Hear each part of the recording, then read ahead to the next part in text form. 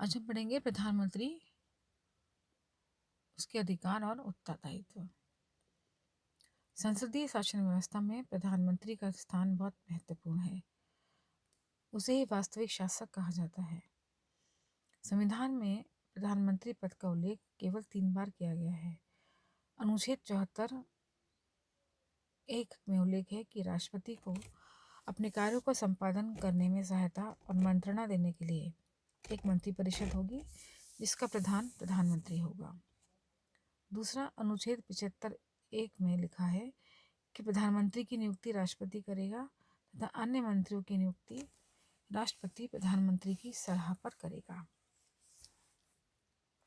तीसरा, अनुच्छेद 78 में राष्ट्रपति को जानकारी देने आदि के संबंध में प्रधानमंत्री के दायित्वों के बारे में कहा गया है। प्रधानमंत्री का ये कर्तव्य है कि वे संघ कार्यों के प्रशासन संबंधी मंत्रिपरिषद के समस्त निश्चय और विधि निर्माण के लिए स्थापनाएं राष्ट्रपति को पहुंच जाएगा।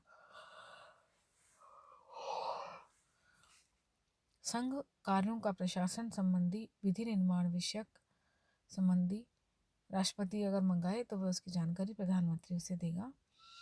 किसी विषय को जिस पर किसी मंत्री ने को निश्चय ले लिया हो किंतु मंत्रिपरिषद में उसको विचार ना किया गया हो और राष्ट्रपति चाहे तो परिषद के समूह विचार के लिए वह मुद्दा रखा जाएगा।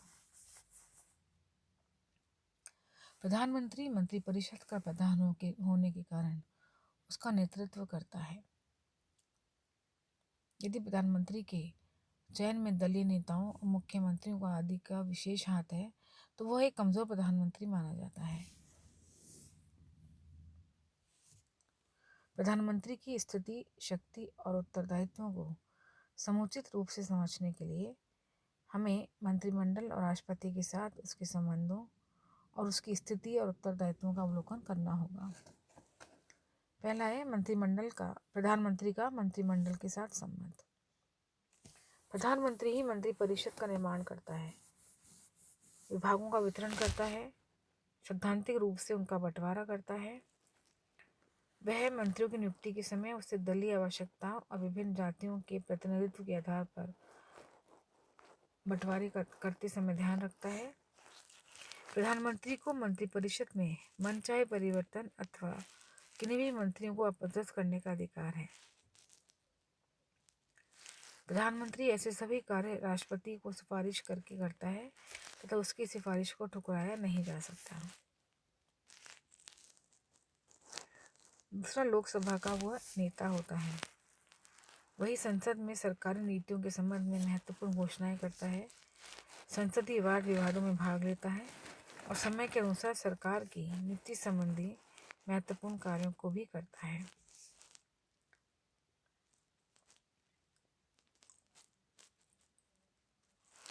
तीसरा, प्रधानमंत्री और विदेश नीति। प्रधानमंत्री को देश की विदेश नीति का प्रवक्ता माना जाता है। विदेश नीति के निर्माण में उसकी महत्वपूर्ण भूमिका रहती है। पंडित नेहरू ने भारत की विदेश नीति के निर्माण में इतना अधिक योग दिया कि भारतीय विदेश नीति को नेहरू की विदेश नीति कहा जाने लगा है।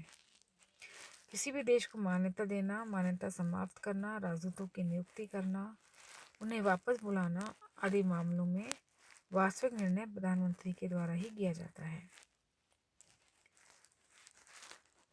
फिर प्रधानमंत्री और सुरक्षा नीति। सुरक्षा संबंधी मामलों पर प्रधानमंत्री की पूरी दृष्टि रहती है।